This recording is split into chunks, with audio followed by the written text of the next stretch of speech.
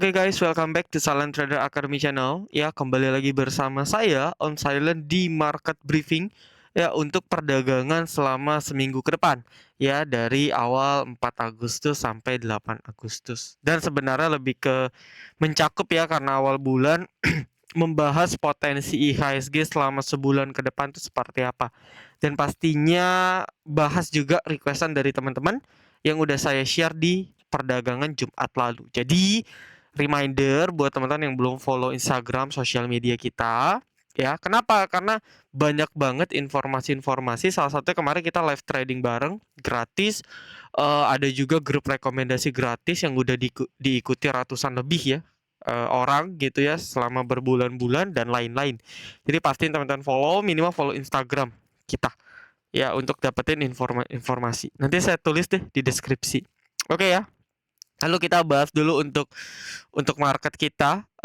So far IHSG bulan Juli memang bagus ya. Jadi saya lupa dulu pernah ada live di mana ya.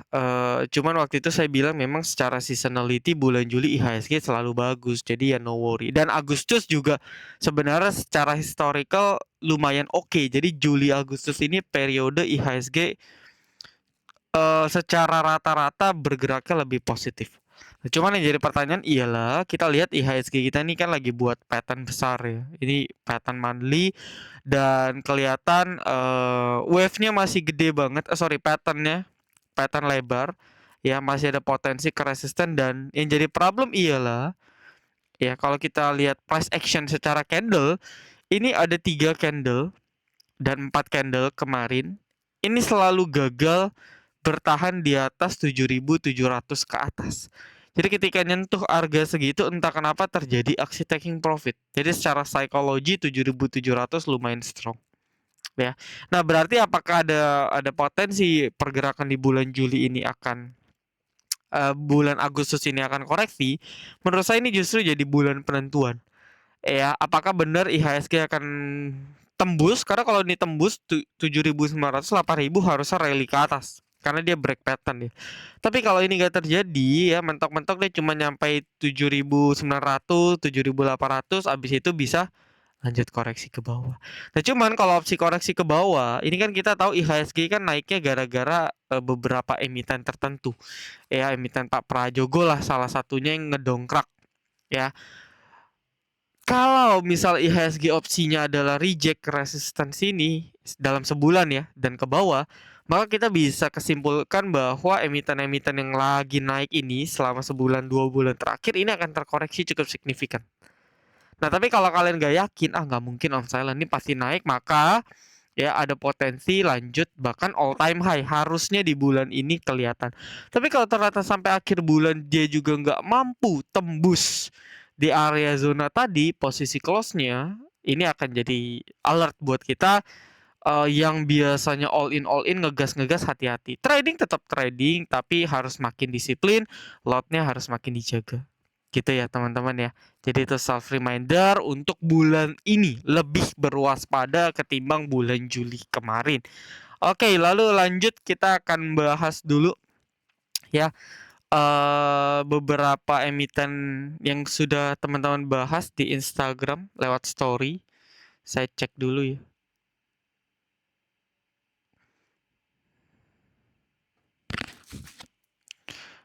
Ini yang request lumayan banyak ya.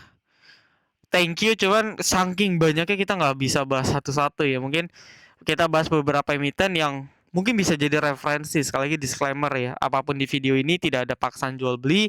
Kalau kalian ikut pun silahkan. Ya, saya hanya kasih support resist, trading plan, ikutin. Kalau mau silakan, nggak mau nggak apa-apa. Profit buat kalian, rugi juga masing-masing. Oke, pertama ada Mina. Ini kita live kemarin ya, bareng Stockbit. Sayang kalau kalian nggak follow, ini gratis. Ya, dan di video itu, saya di jelang akhir saya bilang, kan marketnya lagi merah hari Kamis ya. Saya bilang bahwa ini sebenarnya ada satu emiten. Dan boom, ARA itu pun saya udah share di beberapa kita punya ini ya. Kita punya apa? Sosial media testimoni itu udah kita share. Ya, Mina. Dan sebenarnya kemarin kita jajan sore juga ada BRPT. Ya kalau kalian ikutin story kita dan profit juga.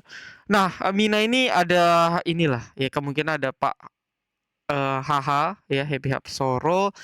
Posisinya adalah mau tutup gap, jadi kemungkinan besar besok akan gap up. Nah, cuman gap upnya mungkin bisa terjadi akan ada koreksi. Ya, mungkin penggambaran yang paling gampang kayak IMJS lah. Abis ARA nge-spike, abis itu dibanting dulu.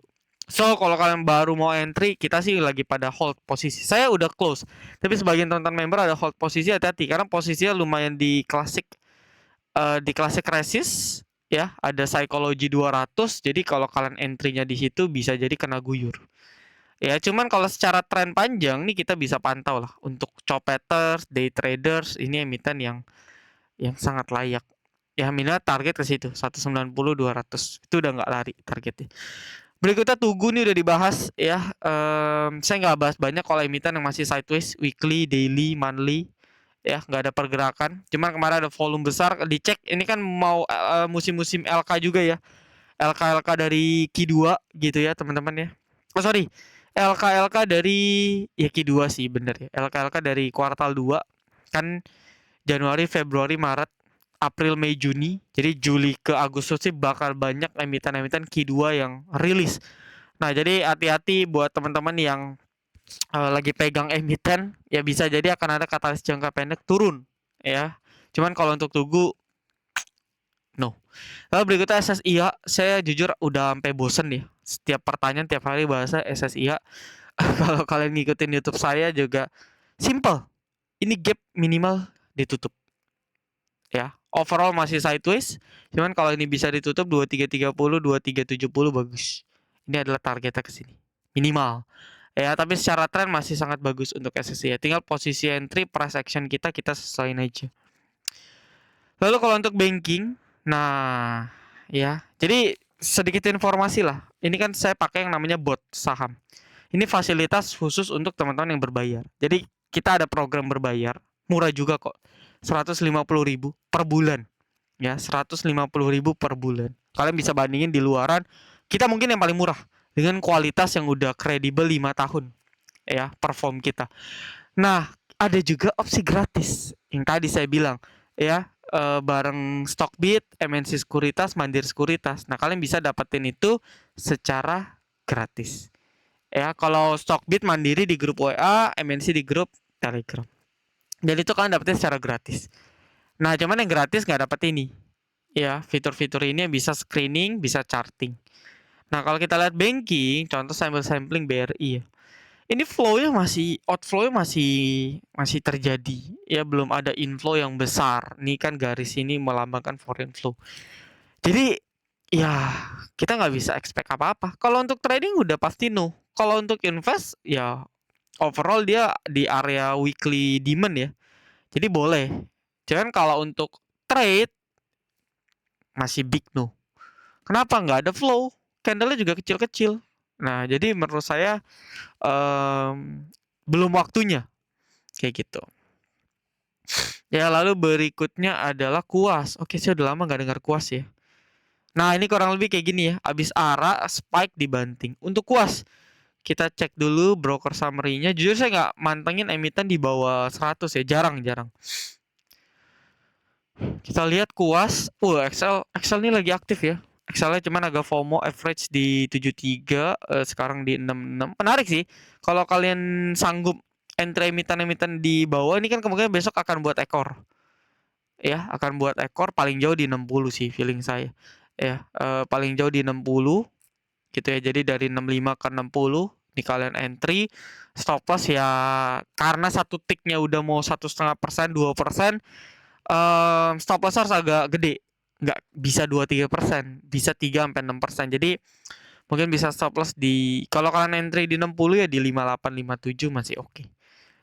Ya, jadi ini adalah area kotak, biasanya sih kalau memang mau digoreng dia buat ekor ya dari 66 ke 60 kan mau 10% juga ya.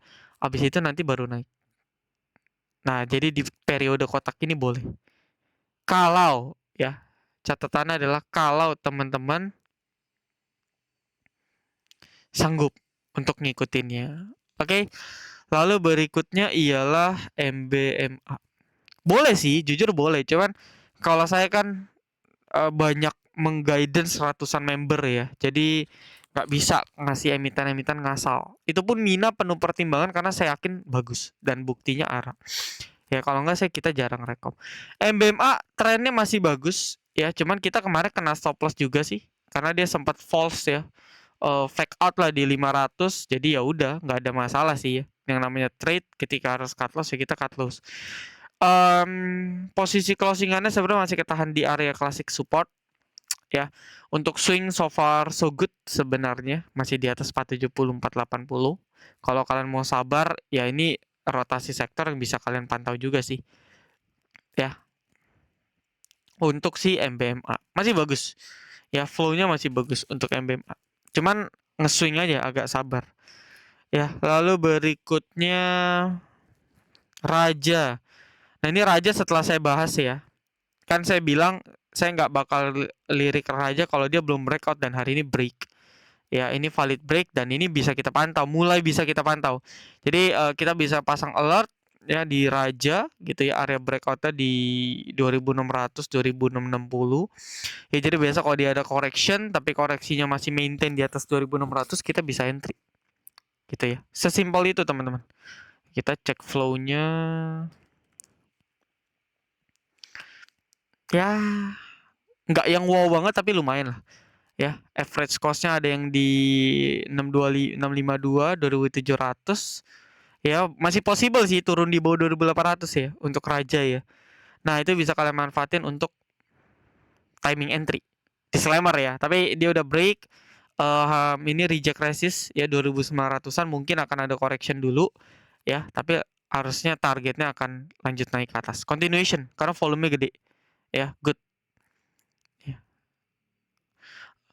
Ini bisa masuk watchlist kita, teman-teman. Lalu berikutnya adalah ASI. Saya udah bilang kalau ASI ya ini kan saya nggak jarang banget trading di emiten-emiten blue chip ya.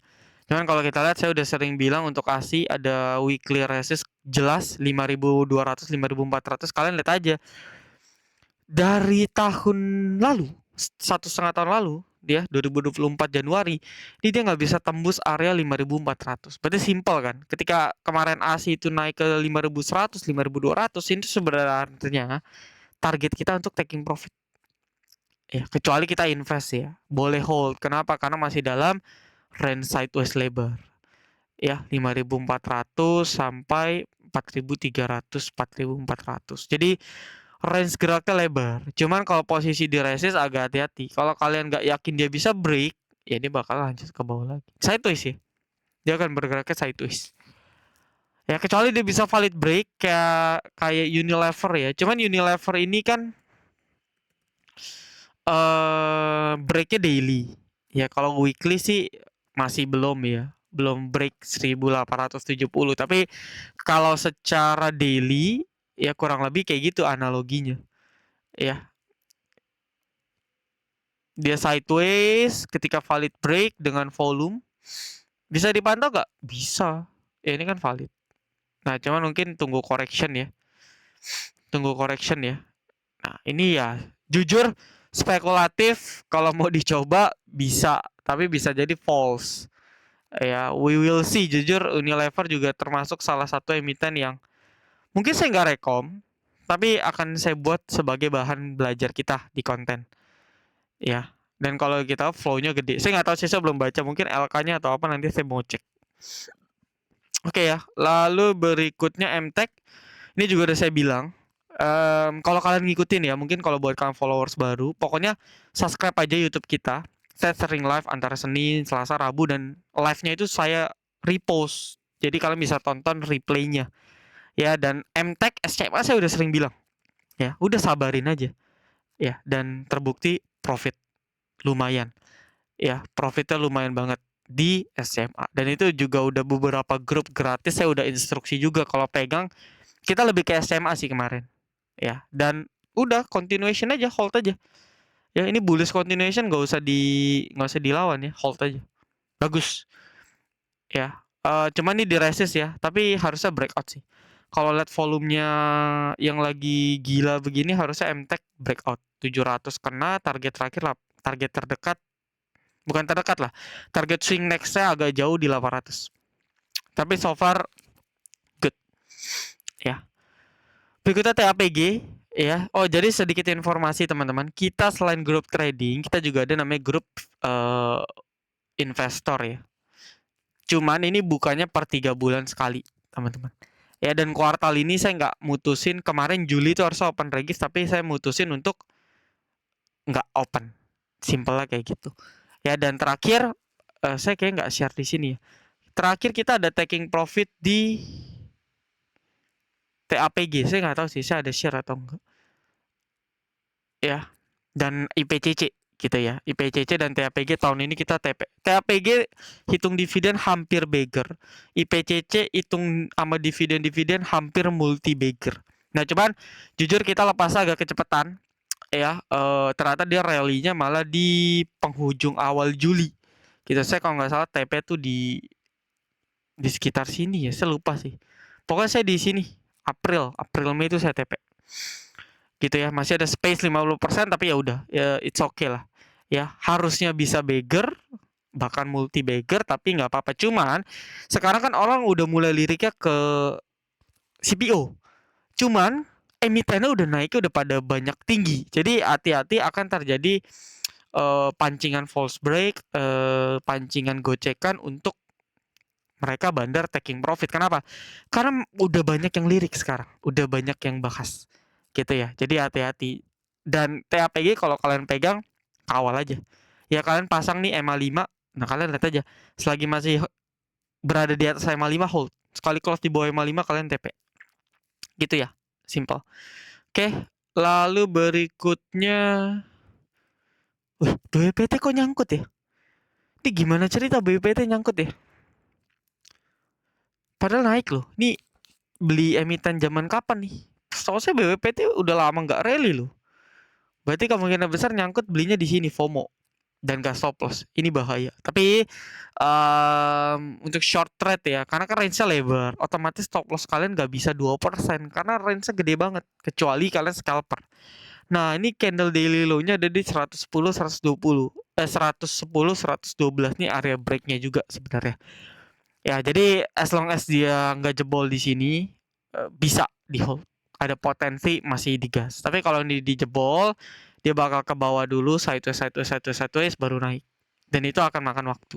Ya, ini area kunci yang bisa diperhatiin. Oke, lalu berikutnya Asri. Ini juga kita 2 kali jajan sore. Ya, nanti saya share lah di Instagram kita punya win rate. Ada BKSL juga, tapi kemarin kita gasnya di Asri terus. Ya. Cuman hati-hati ya, ini kelihatannya masih agak berat di atas resisten. Jadi resisten pertama 150-an ya, resisten kedua ini agak false break ya, 160 166. So hati-hati. Ini adalah lagi area rawan ya, bisa continuation, bisa false ke bawah. Gitu. Kebetulan ada gap juga dikit di 52-an. Jadi kalau bisa agak turun dekat-dekat 150 boleh untuk entry. Tapi menurut saya ya, kalau katalisnya IHSG kita masih kuat, harusnya ini continuation-nya ke atas. Cuman ini lagi area rawan ya. Karena ada resistance yang belum di valid break, cuman ada resist minor yang udah di break. Nah, jadi agak sedikit ambigu. Kalau BKSL kan agak beda ya. BKSL-nya udah valid. Ya, dia breakout-nya valid. Jadi enak follow-nya. Ya. Bukan berarti beli sekarang, cuman secara tren bisa kita watch kayak gitu. Oke ya. Lalu berikutnya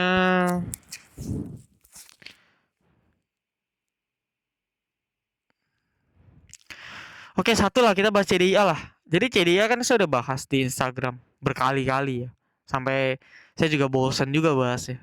Ya, untuk edukasi. Nah, ini kan siklusnya nih, saya udah bahas. Listing arah suspend sekarang FCA. Nah, kemungkinan habis FCA itu dia sideways, kemungkinan ya. Artinya apa? Mungkin dia naik tapi nggak lebih tinggi dari high-nya. Atau dia turun tapi nanti dia buat range tertentu dan dia akan begini. Sampai kapan? Ya nanti sampai ada waktu katalis, retail udah pada kecil-kecil, volume udah pada buang, nanti lanjut continuation. Itu skenario yang paling ideal menurut saya. Ya tapi balik lagi, we'll never know. Ya, jujur saya udah nggak ada posisi. Cuma satu hal yang pasti lebih enak tradingnya ketika nunggu CDA ini udah nggak FCA. FCA itu biasanya kan 5 hari seminggu. Kalian cek aja CDA ini FCA-nya per kapan nih. Harusnya Senin terakhir ya, Senin atau Selasa terakhir. Nah, kalian bisa pantau hari setelahnya. Ya, so far harusnya outlook-nya tetap positif ke saya. Ya, menurut saya outlook-nya tetap positif. Oke, lalu terakhir adalah cuan, ya. Ya target MSCI udah pasti karena dari dulu gagal. Ini ada gap, ya. Most likely mungkin bisa ditutup. Ya, kalau ini ditutup agak lebih enteng lah, 1400, 1500. Ya, as long as so far masih bagus untuk CDA, bahkan ketika dia masih di atas 1300 aja udah bagus ya. Gitu. Jadi even dia turun ke sini, ini bagus dan ini area terbaik kalian untuk entry. Pertama, terbaik kedua di sini. Cuman kayaknya agak nggak mungkin ya. Jadi ini area terbaik satu untuk pendek. Kalau ini jebol targetnya ke sini, base lumayan terbaik, terbaik banget di sini. Kayak gitu. Jadi saya expect paling mentok di sini entry sih. Ya, saya jujur belum entry lagi, kita belum rekom cuan karena ya gapnya agak ngeganggu aja. Kalau bisa ditutup lebih bagus. Tapi secara tren ya dengan melihat potensi emiten Pak Prajogo circle-nya lagi pada bagus, harusnya nggak mungkin diguyur. Ya karena so far masih di maintain semua emitennya. Gitu. Jadi kalian masih bisa bernafas cukup lega. Oke guys, jadi banyak banget ternyata yang request ya. Saya appreciate, cuman balik lagi, saya upload lama pun kalian mungkin gak tonton sampai habis. So, saya rasa cukup lah. Tadi udah banyak emiten yang layak banget untuk kita pantau. Ya, udah banyak itu. Clue-nya saya udah kasih banyak. Tinggal trading plan-nya kalian sesuaiin. Ya. Nah, minimal kalian kalau nggak mau join grup berbayar kita, kalian bisa join grup gratis kita tadi. Kalau kalian pakai Stockbit, MNC, Mansek, Japri. Kalau kalian masih nggak mau, nggak apa-apa. Follow semua sosial media kita, subscribe YouTube, follow Instagram, join Telegram. Kalian bisa dapetin live trading gratis, informasi gratis juga. Gitu ya. Jadi pokoknya update ke kita ya, dan pasti dapat benefit lah. Ya, edukasi, informasi, dan sebagainya. Oke, so thank you guys. Happy weekend. Salam Trader Academy. Be silent, be patient, be cuan.